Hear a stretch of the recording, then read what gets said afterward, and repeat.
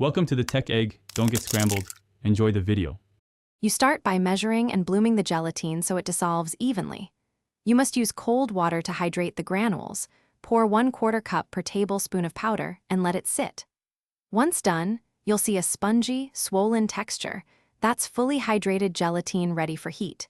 Make sure to weigh or level your spoon to match the recipe ratio, because gelatine strength affects setting time and mouthfeel.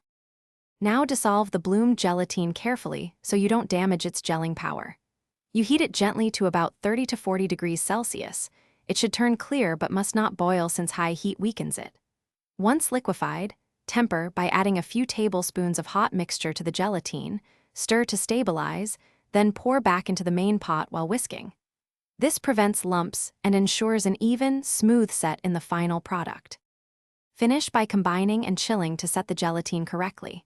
Pour your tempered gelatin mixture into molds or a serving dish, cool to room temperature briefly, then refrigerate. Small portions set in about 2 hours while larger ones can take up to 6. Make sure your fridge is cold and avoid freezing.